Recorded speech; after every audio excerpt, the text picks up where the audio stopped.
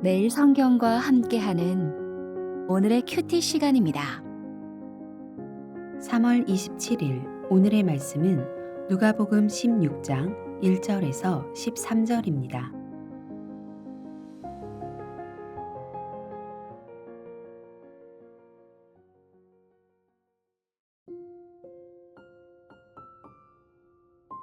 또한 제자들에게 이르시되 어떤 부자에게 청지기가 있는데 그가 주인의 소유를 낭비한다는 말이 그 주인에게 들린지라.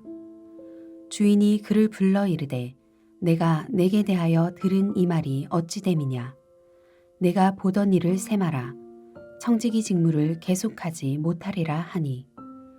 청지기가 속으로 이르되 주인이 내 직분을 빼앗으니 내가 무엇을 할까. 땅을 파자니 힘이 없고 빌어먹자니 부끄럽구나. 내가 할 일을 알았도다. 이렇게 하면 직분을 빼앗긴 후에 사람들이 나를 자기 집으로 영접하리라 하고 주인에게 빚진 자를 일일이 불러다가 먼저 온 자에게 이르되 네가 내 주인에게 얼마나 빚졌느냐. 말하되 기름 100마리니이다. 이르되 여기 내 증서를 가지고 빨리 앉아 50이라 쓰라 하고 또 다른 이에게 이르되 너는 얼마나 빚졌느냐. 이르되 밀 100석이니이다. 이르되 여기 내 증서를 가지고 80이라 쓰라 하였는지라. 주인이 이 옳지 않은 청지기가 이를 지혜 있게 하였으므로 칭찬하였으니 이 세대의 아들들이 자기 시대에 있어서는 빛의 아들들보다 더 지혜로움이니라. 내가 너희에게 말하노니 불의의 재물로 친구를 사기라. 그리하면 그 재물이 없어질 때에 그들이 너희를 영주할 처소로 영접하리라. 지극히 작은 것에 충성된 자는 큰 것에도 충성되고 지극히 작은 것에 불의한 자는 큰 것에도 불의하니라. 너희가 만일 불의한 재물에도 충성하지 아니하면 누가 참된 것으로 너희에게 맡기겠느냐. 너희가 만일 남의 것에 충성하지 아니하면 누가 너희의 것을 너희에게 주겠느냐. 집 하인이 두 주인을 섬길 수 없나니 혹 이를 미워하고 저를 사랑하거나 혹 이를 중히 여기고 저를 경히 여길 것임이니라. 너희는 하나님과 재물을 겸하여 섬길 수 없느니라. 오늘 본문과 내일 본문은 모두 돈에 관한 내용입니다. 오늘 본문의 청자는 제자들입니다. 오늘 예수님이 들려주시는 비유는 돈에 관하여 제자들에게 주는 권고입니다. 내일 본문의 청자는 바리새인입니다. 내일 들려주시는 비유는 돈에 관하여 바리새인들에게 주는 경고입니다. 동전의 양면 같은 두 비유에서 돈과 관련한 권고와 경고를 동시에 들을 수 있습니다. 예수님은 제자들에게 옳지 않은 청지기의 이야기를 들려주십니다. 청지기는 주인의 재산을 맡아 관리해야 하는데 낭비했습니다. 불성실하게 관리해서 손실을 입혔을 수도 횡령했을 수도 있습니다. 청지기의 잘못이 들통났고 주인은 해고를 통보했습니다. 청지기는 난감했습니다. 육체 노동을 할 만한 근력이 없고 빌어먹자니 자존심이 허락하지 않았습니다. 고민하던 청지기는 한 가지 묘수를 생각해냈습니다. 주인에게 빚진 사람들을 불러서 차용증에서 그들의 빚을 줄여주었습니다. 기름 100마를 빚진 사람의 차용증은 50으로 줄였고 밀 100석을 빚진 사람의 차용증은 80으로 줄였습니다. 자기가 청지기 직분을 잃을 때 자기 덕에 빚이 줄어든 채무자들이 외면하지 않도록 했습니다. 채무자들의 마음을 얻었고 그들을 친구로 삼음으로 닥쳐올 위기를 대비했습니다. 비록 옳지 않은 일을 저지른 청지기지만 미래를 대비하는 데 있어서는 탁월한 지혜를 발휘했습니다.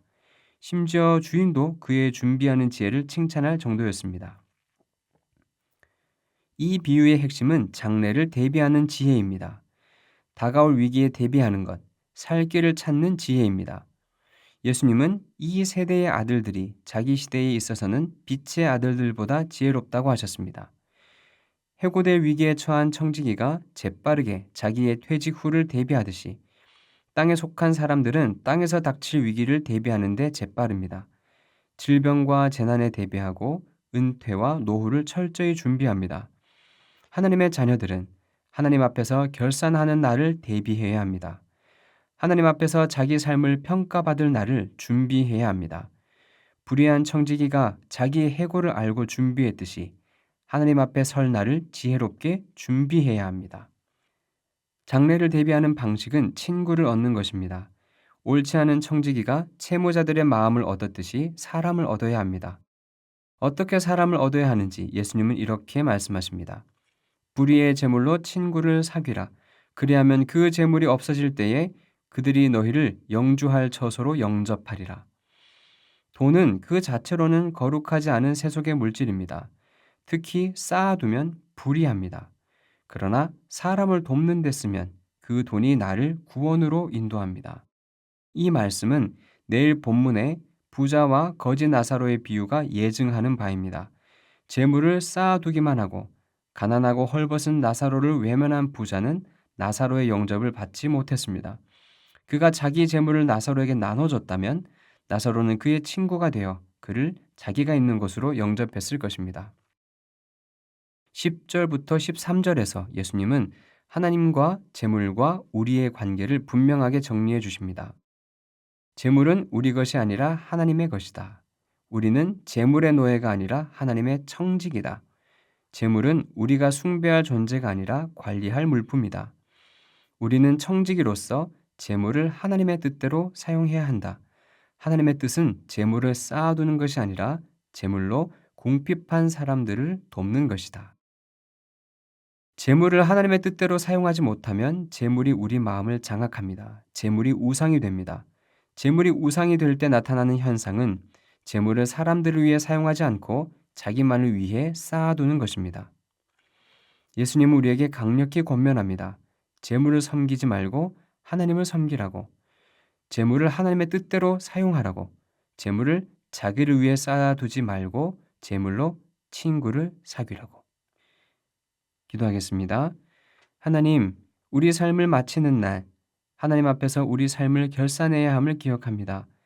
세상을 살면서 언제나 앞으로 닥칠 일을 준비하듯이 하나님 앞에 서는 날을 준비하는 지혜를 주십시오.